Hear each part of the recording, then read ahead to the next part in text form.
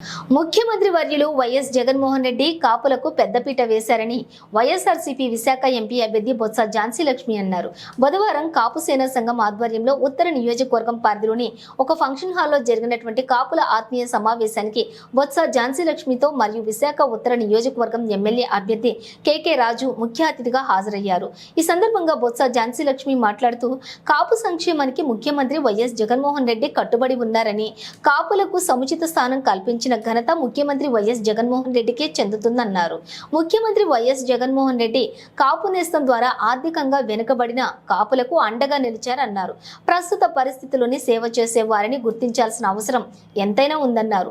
ఎంపీగా తాను ఎన్నికైతే విశాఖ ప్రజల అభివృద్ధికి నిత్యం పాటుపడతానని అన్నారు. ఉత్తర నియోజకవర్గం ఎమ్మెల్యే అభ్యర్థి కేకే రాజు మాట్లాడుతూ విశాఖ కార్పొరేషన్ ఎన్నికల్లోని 4 కాపు సోదరులకు సీఎం జగన్ అవకాశం కల్పించారన్నారు.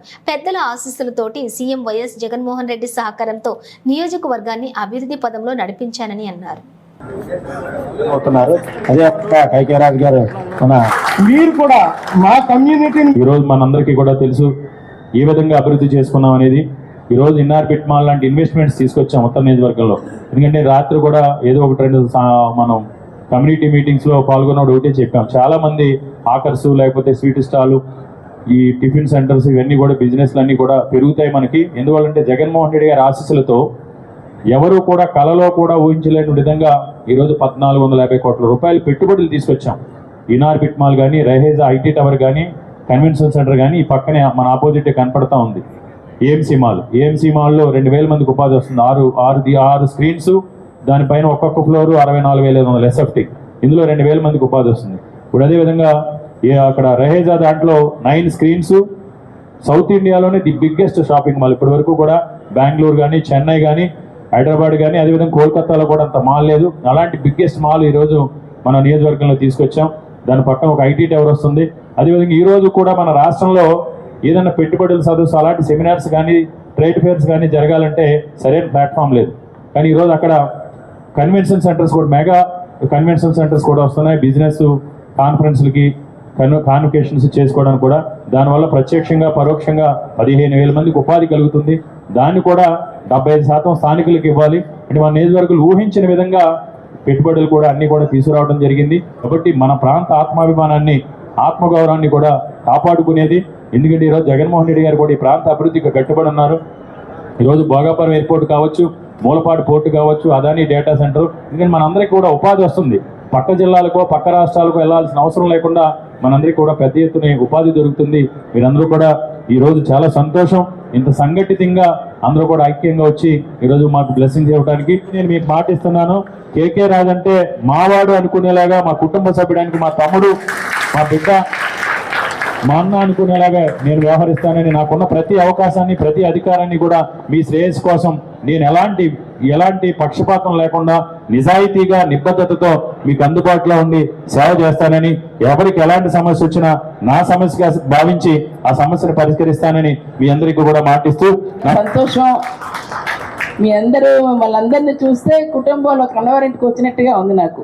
చాలా మిమ్మల్ని చూడగానే ముఖ్యమంత్రి గారు జగన్మోహన్ రెడ్డి గారు ఒకటి కాదు 2 సీట్లు ఇచ్చారు ఉత్తరాంధ్రకి కాపు వర్గం నుంచి.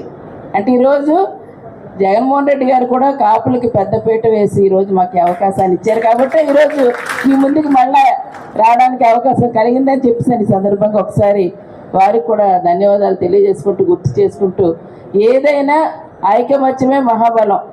మనందరం ఒక మాట మీద, పార్టీలకు అతీతంగా మనం అందరం కూడా ఒకటే మాట, ఎవరు ఎందులో ఉన్నా సరే మనకి అందుబాటులోని, మనకి ఈరోజు సర్వీస్ చేసే వాళ్ళు, మనకి పిలిస్తే పలికే వాళ్ళు, వాళ్ళందరినీ మనం చూసుకోవాల్సిన అవసరం మనకు ఉంది.